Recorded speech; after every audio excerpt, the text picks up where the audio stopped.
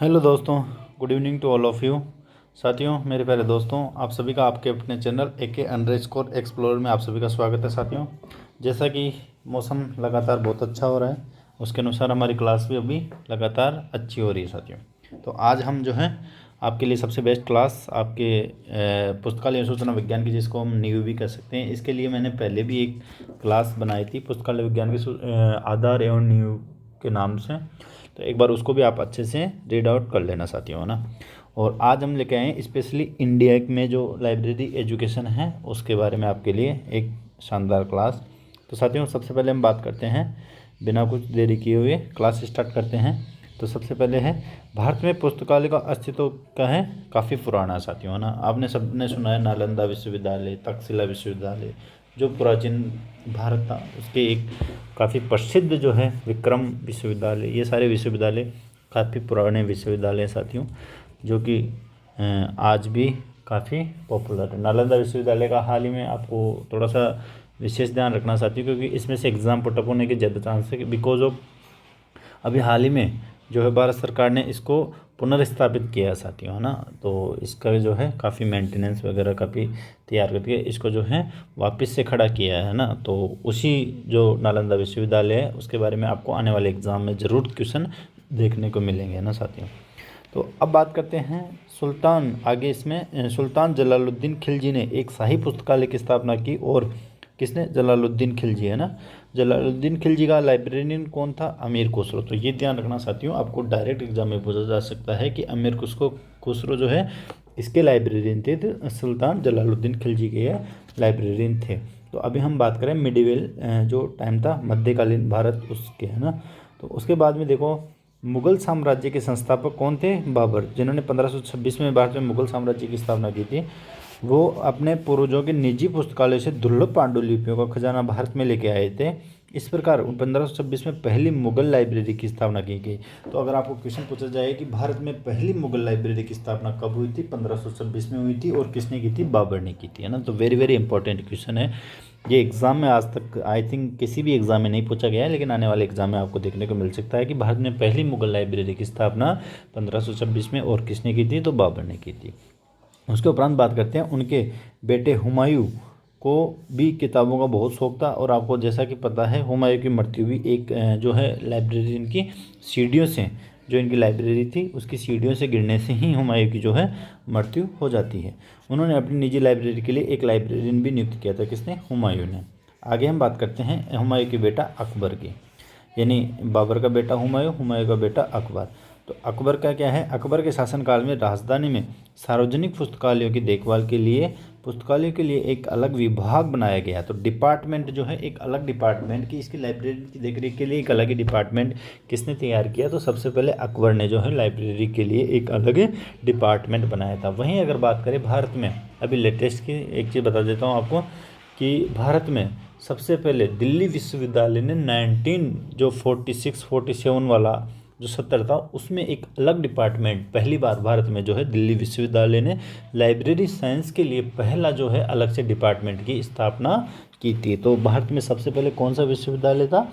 तो वह था दिल्ली विश्वविद्यालय, जिन्होंने 1946-47 में क्या किया था इन्होंने कि जो है लाइब्रेरी साइंस के लिए एक अलग से विभाग की स्थापना की। जैसे अभी किसी भी यूनिवर्सिटी में देखते हैं हम HOD, हेड ऑफ डिपार्टमेंट। तो उस समय 1946-47 में दिल्ली विश्वविद्यालय में HOD जो है नियुक्त किया गया था। तो ये सब जो है प्रयास हमारे SR रंगनाथन जी की बदौलत ही भारत में जो है उस समय लाइब्रेरी साइंस में इतनी ग्रोथ हुई थी। तो दिल्ली विश्वविद्यालय में भी जो है SR रंगनाथन का ही योगदान था, जिसकी वजह से 1946-47 में आपके यह है लाइब्रेरी साइंस का डिपार्टमेंट जो है स्थापित किया गया था। आगे हम बात करते हैं साथियों, अकबर ने ट्रिकी आई अकबरी नामक एक पुस्तकालय चलाया था। तो ट्रिकी आई अकबरी नामक एक लाइब्रेरी थी जो किसने स्थापित की थी? अकबर ने, जिसमें हिंदू और मुस्लिम संस्कृति के अलावा इतिहास, दर्शन, विज्ञान के क्षेत्र में भी समृद्ध संग्रह शामिल थे।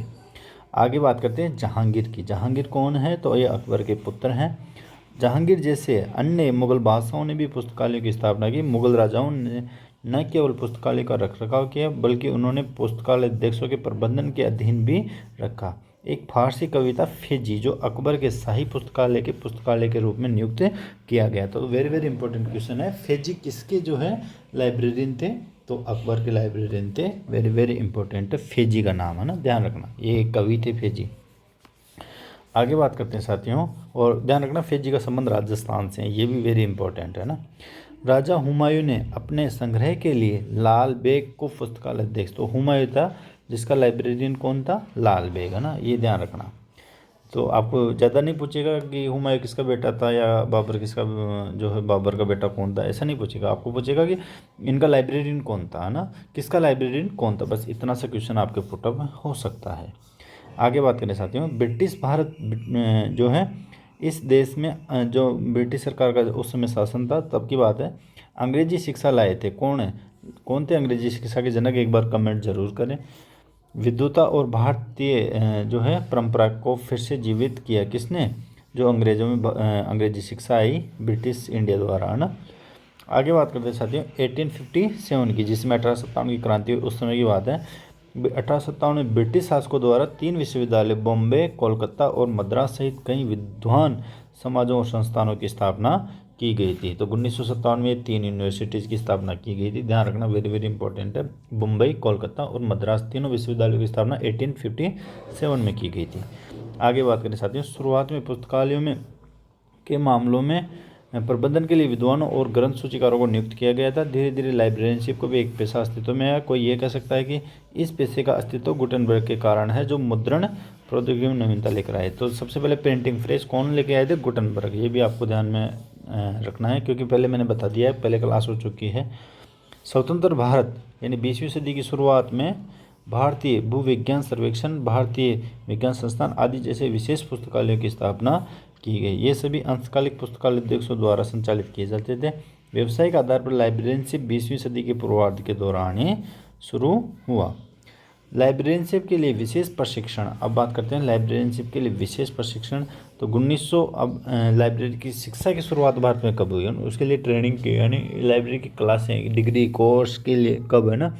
तो सबसे पहले क्या है, 1911 के अंदर महाराजा जो शिवाजी राय गायकवाड़ थे, उन्होंने उनके प्रयासों से बड़ौदा के अंदर एक W.A. बोर्डन नामक जो थे, है ना, W.A. बोर्डन जो किसके शिष्य थे, एक बार आप कमेंट जरूर करेंगे, W.A. बोर्डन किसके शिष्य थे ना, W.A. बोर्डन द्वारा शुरू किया गया था। कहाँ पे, बड़ौदा में। जो अमेरिकन थे W.A. बोर्डन, है ना, और ये किसके शिष्य थे, मेलविल डेवी के ये शिष्य थे W.A.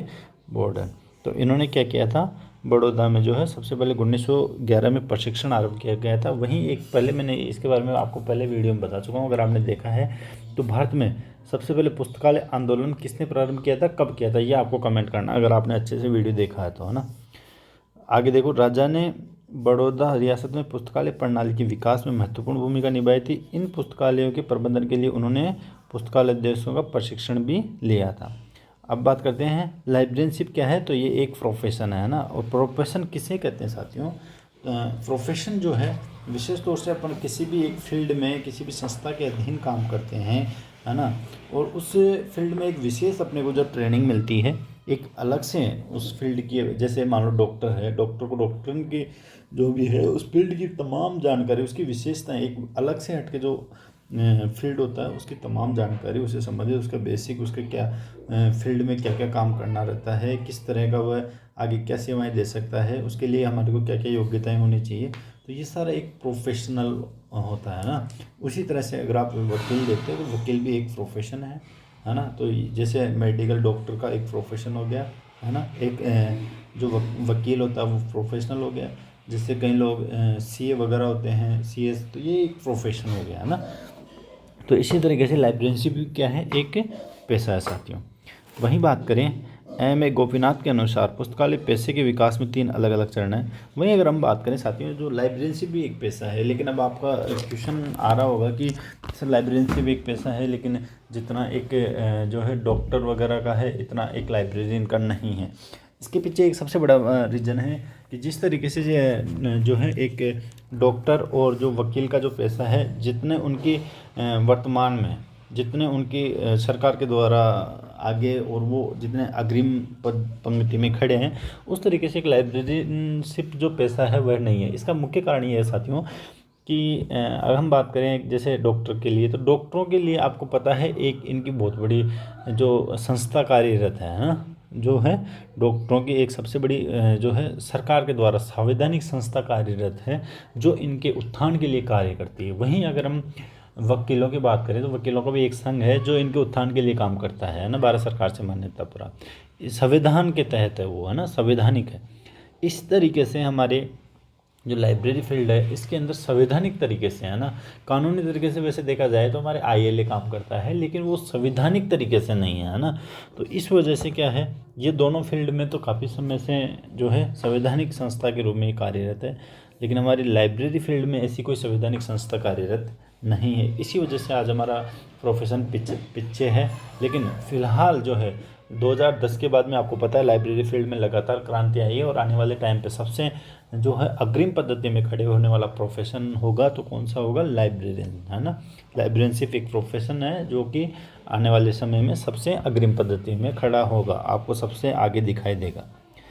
आगे बात करते हैं साथियों, एम ए गोपीनाथ के अनुसार पुस्तकालय पेशे के विकास में 3 अलग अलग चरण हैं। तो सबसे पहले स्कॉलरली काल आया था, विद्वतापूर्ण चरण, जो कि लगभग 1850 तक यह चला था। उसके बाद में वोकेशनल है, व्यावसायिक, जो कि 1850 से लेकर 1950, और इसी फील्ड में हमारे जो है क्लासिफिकेशन, कैटालॉगिंग, है ना, बुक सेलेक्शन, ये सब इसी फील्ड में वोकेशनल यानी व्यावसायिक वाले फील्ड में ही आए थे, है ना। और काफ़ी क्रांति आई थी इस समय लाइब्रेरी फील्ड में, और इसके बाद में 1950 के बाद में ये एक प्रोफेशन बन गया है लाइब्रेरी फील्ड, है ना, तो ये ध्यान में रखना है।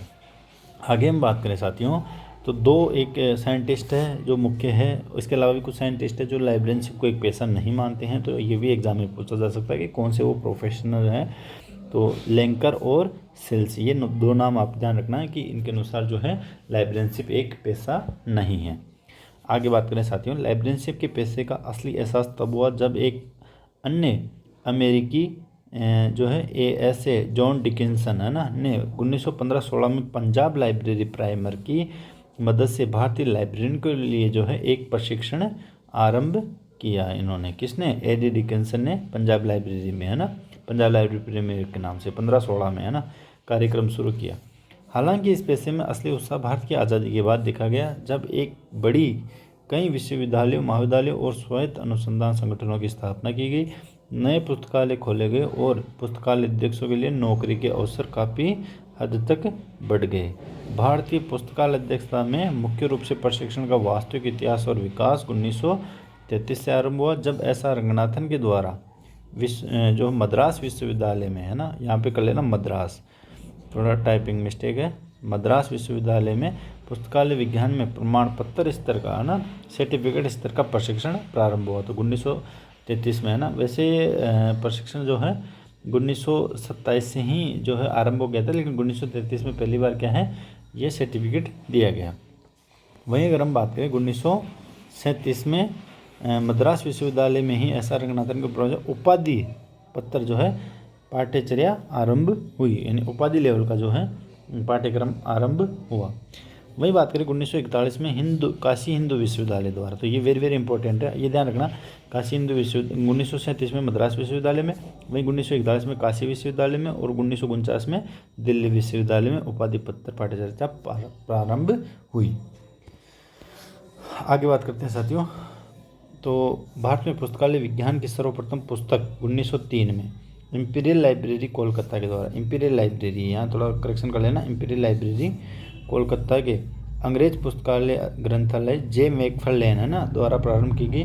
सन 1913 में बीएच मेहता ने अपनी पुस्तक हिट्स ऑन लाइब्रेरी एडमिनिस्ट्रेशन का प्रकाशन जो है सूरत से किया। यह सूरत कर देना भाई, गुजरात का जो सूरत शहर है वहाँ से इन्होंने जो है बीएच मेहता ने 1913 में इनकी जो लाइब्रेरी की पुस्तक है उसको जारी की। सबसे पहले भारतीय यही थे, कौन, बीएच मेहता। और अगर विश्व में बात करें या कौन से व्यक्ति थे जो भारत में सबसे पहले पुस्तकालय विज्ञान की फील्ड में जो है पुस्तक जारी करे थे, वो जॉन मैकफार्लेन थे, लेकिन वो विदेशी व्यक्ति थे, है ना। अगर पहले भारतीय की बात करें तो बीएच मेहता थे, जिन्होंने 1913 में हिट्स ऑन लाइब्रेरी एडमिनिस्ट्रेशन नामक जो है प्रकाशन प्रकाशित किया था, और कहाँ से, सूरत से 1913 में। उसके पश्चात पंजाब विश्वविद्यालय के अमेरिकन ग्रंथालय एच डी डिकिंसन कृत पुस्तक सन 1916 में पंजाब लाइब्रेरी प्राइमर के नाम से प्रकाशित हुई थी। तो जो पंजाब लाइब्रेरी प्राइमर है वह 1916 में एडी डिकिंसन के द्वारा है ना। तो ये भी आपको ध्यान में रखना है। एडी डिकिंसन और जो डब्ल्यू ए बॉर्डन है ये दोनों किसके, मेलविल डेवी के शिष्य थे। ये भी आपको ध्यान में रखना है ना। ये भी पूछा जाता है कि ये किसके शिष्य थे, तो मेलविल डेवी के दोनों शिष्य थे। कौन, डब्ल्यू ए बॉर्डन और जो ये अपने एडी डिकिंसन। आगे बात करते हैं साथियों, भारतीय एलाइंस पेशे में रंगनाथन का योगदान। डॉक्टर ऐसा रंगनाथन के कुशल नेतृत्व के कारण भारतीय पुस्तकालय अध्यक्षता को भारत और विदेशों में मान्यता प्राप्त है। पेशे का विकास अद्वितीय ज्ञान भंडार वाले विज्ञान के रूप में विषय के विकास से निकटता से जुड़ा हुआ है। ऐसा रंगनाथन ने पुस्तकालय विज्ञान के अपने 5 नियमों, ज्ञान संगठन के लिए गतिशील सिद्धांत, वर्गीकरण और कैटालॉगिंग के सिद्धांत और इनके द्वारा जो प्रिंसिपल दिए हुए हैं और दस्तावेजीकरण जैसी विशेषज्ञता और विशेष सेवाओं की शुरुआत के माध्यम से भारतीय पेशे के विकास में जो है काफ़ी योगदान मिला है। मैंने आपको पहले ही बता दिया है कि लाइब्रेरी साइंस में सर्वाधिक जो है सिर्फ और सिर्फ भारत में ऐसा रंगनाथन का ही योगदान रहा है। अब आगे बात करें, भारत में पुस्तकालय विज्ञान में शिक्षा का विकास डॉक्टर ऐसा रंगनाथन का प्राथमिक योगदान है, क्योंकि उन्होंने BLIS, MLIS और PhD कार्यक्रम शुरू किए थे। उन्होंने अनुसंधान कार्यक्रम तैयार किए, सेमिनारें आयोजित करी और राज्य स्तर पर संघों के गठन को भी प्रेरित किया है। और जो है इनका जो है क्या नाम से जो है सबसे पहले इन्होंने ड्राफ्ट तैयार किए थे, किसके लिए, जो अलग अलग एसोसिएशन है उनकी स्थापना के लिए। पुस्तकालय सहयोग की आवश्यकता की वकालत की। वह भारतीय राष्ट्रीय विज्ञान दस्तावेजीकरण यानी इंस्डोक, जिसको हम वर्तमान में NISCR और अभी लेटेस्ट इसका नाम जो है, मैंने इसके लिए अलग से वीडियो बनाया, उसको देख लेना, NISCPR है ना इस पर। और जो है DRTC, जिसकी स्थापना 1962 DRTC को हम आगे देखेंगे, इसके बारे में विस्तार चर्चा करेंगे। 1962 में ऐसा रंगनाथन के प्रयासों से जो है स्थापित की गई। अब बात करते हैं साथियों बैचलर डिग्री। तो बैचलर डिग्री 1947 में भारत में सबसे पहले अलीगढ़ मुस्लिम विश्वविद्यालय UP के द्वारा जो है प्रारंभ किया गया था। वहीं अगर मास्टर डिग्री की बात करें MLIS की, तो 1949 में दिल्ली विश्वविद्यालय द्वारा भारत में सबसे पहले मास्टर डिग्री आरंभ हुई थी। वहीं बात करें PhD की, तो 1951 में दिल्ली विश्वविद्यालय द्वारा सर्वप्रथम PhD जो है आरंभ की गई।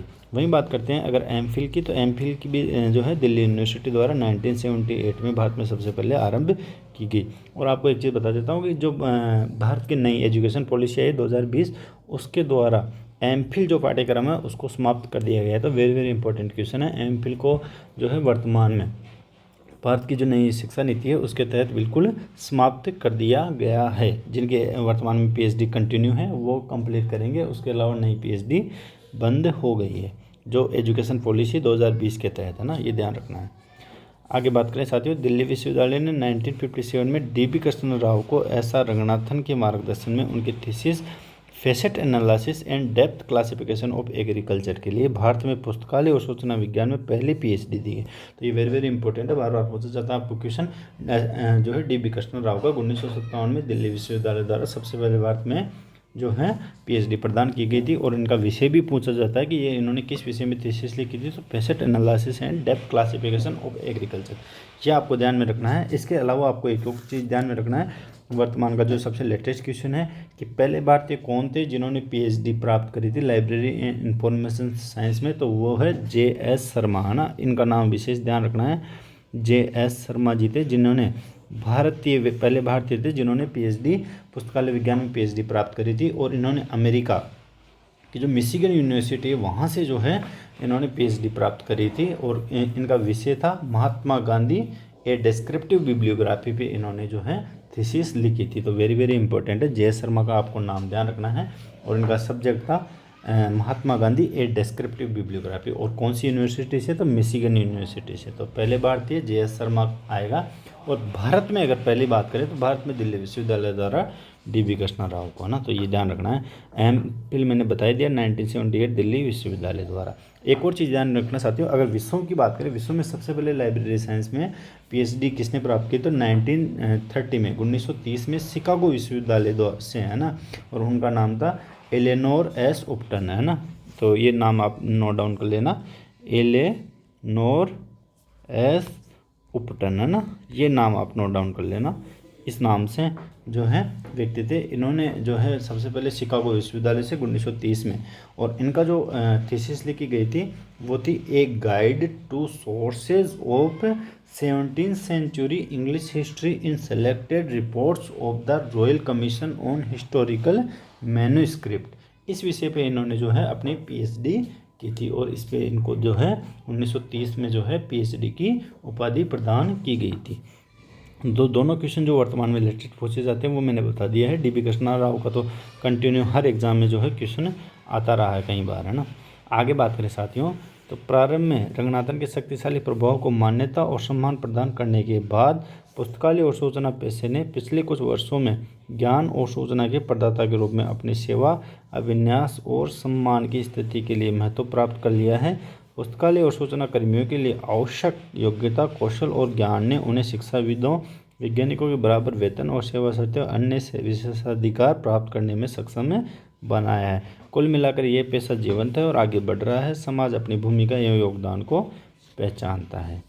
तो आगे बात करें साथियों, लाइब्रेरियनशिप के लिए एक आचार संहिता। तो आचार संहिता को ये मान के चलो, ये कोड ऑफ कंडक्ट आपने सुना होगा। कोड ऑफ कंडक्ट क्या होता है, तो वहीं पुस्तकालय के लिए जो है एक आचार संहिता लागू की जाती है, जिसके अंदर जो भी लाइब्रेरियन फील्ड के अंदर जो भी कार्य होने हैं उनकी किस तरीके से जो है उनको प्रभावी बनाना है, तो उस संबंध में जो है कोड ऑफ कंडक्ट लागू किया जाता है।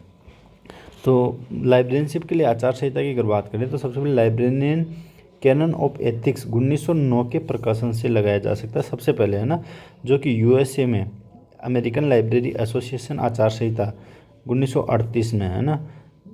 तो सबसे पहले जो है अमेरिकन लाइब्रेरी एसोसिएशन के द्वारा 1938 में सबसे पहले तो ये प्रकाशित हुई थी कि किस नाम से, लाइब्रेरियन कैनन ऑफ एथिक्स के नाम से 1909 में। उसके बाद में एएलए के द्वारा 1938 में जो है आचार संहिता लेके आई गई। उसके बाद में अब वर्तमान की अगर बात करें तो 34 पूरे विश्व के जो 34 देश हैं वह लाइब्रेरियनशिप के लिए आचार संहिता है, लेकिन भारत में आचार संहिता नहीं है। ये वेरी इंपॉर्टेंट है। भारत में वर्तमान में भी जो है लाइब्रेरियनशिप में आचार संहिता लागू नहीं की गई है ना।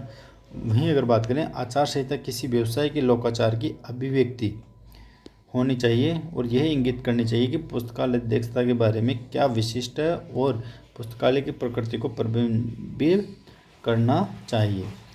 भारत में ए.के. मुखर्जी, मेघनानंद और आर.एल. मित्तल, अमिताभ चटर्जी, पी.एच.डी. कुमार और अन्य ने आचार संहिता के मुद्दे पर चर्चा की है और आदर्श आचार संहिता का सुझाव दिया है, लेकिन यह सुझाव अमल में नहीं आ पाया है। वहीं बात करें जोकलाई, है ना, joint council library association of India ने एक मसौदा आचार संहिता का सुझाव भी दिया है, लेकिन वो भी प्रभावी नहीं हो पाया। तो वर्तमान में भारत में जो है पुस्तकालय लाइब्रेरियनशिप में आचार संहिता लागू नहीं है।